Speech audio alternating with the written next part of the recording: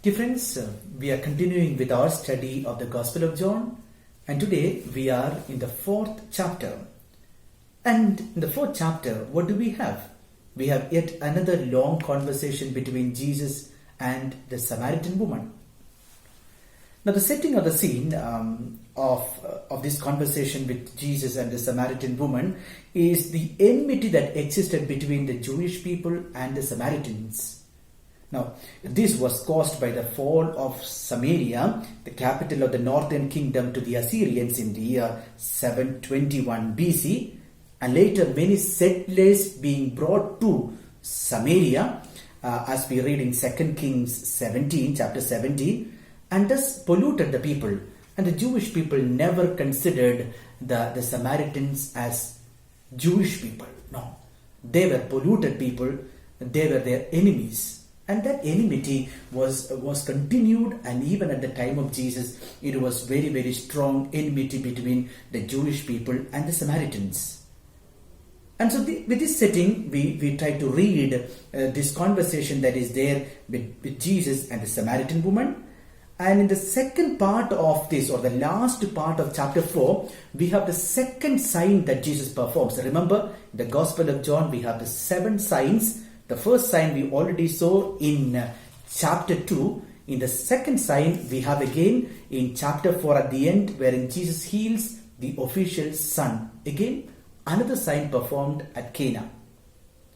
Coming to the first part of this chapter of Jesus and the woman of Samaria, we find that how Jesus is crossing all boundaries and encountering this woman.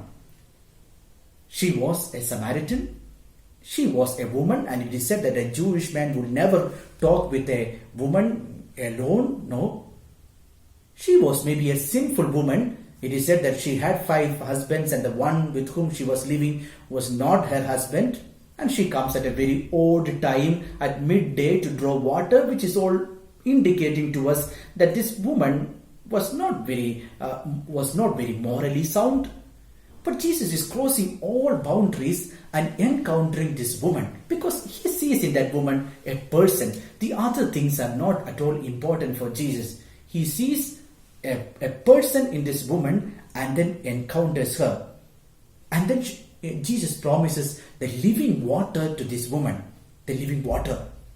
In the Old Testament, water always symbolized wisdom or Torah.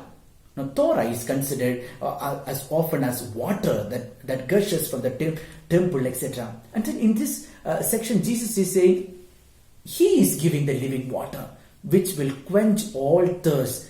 And thus, Jesus is almost replacing the Torah with himself. And secondly, as the conversation goes on, the woman will ask, where should they worship?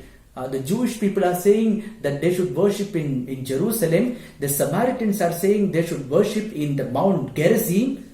And Jesus would say, no, the time is coming, and it has already come, where people would not worship in Jerusalem or in Mount Gerizim, but they will worship in spirit. They will worship in spirit in Him. Now, he is replacing the place of worship once again. We saw in chapter 2 wherein he is replacing the temple. Herein again he is replacing the place of worship. It's no more in Jerusalem, no more in Mount Gerizim, but people are going to worship the Father in spirit and in truth in Him, in Jesus. In Jesus people worship.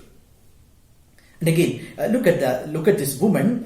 This woman is another. We saw in chapter 1 how the disciples are coming and progressively establishing a relationship with Jesus. A clear example is seen in the case of the Samaritan woman. She comes and progressively she becomes a disciple, and it is very clear the way that she addresses Jesus. For example, look at verse 9, wherein he will address Jesus as a Jew. Okay. Little later in verse 11 and verse 15, she will address him as Sir. And later in verse 19, he will call him a prophet. And when it comes to 25 and 29, he's already addressed as a Messiah. Progressively, the woman grows in her faith. Progressively, the woman grows in her relationship with Jesus. And at the end of the gospel, as I said, at the end of this chapter, as I said, we have the second sign that Jesus performs. The sign wherein Jesus heals an official's son. And again, it's a miracle or a sign that happens in Cana. A court official of Herod and all his household comes to believe in Jesus.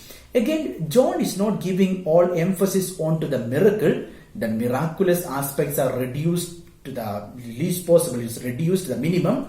But the emphasis is more on belief, on faith, by which this court official and all his household comes to believe. Every sign is performed so that people may come to believe that he is the Messiah, he is the Son of God. So dear friends, let us continue our intense reading and reflection of this gospel. And in this chapter 4, let us place ourselves in the position of the Samaritan woman, enter into that dialogue with Jesus, grow in our relationship with him, and of course, let us grow in our faith just like this official and his household who believes and thus are on the way to eternal life. Of course, the Gospel of John is written for that, so that we may come to believe that Jesus is the Messiah, and believing we may have eternal life.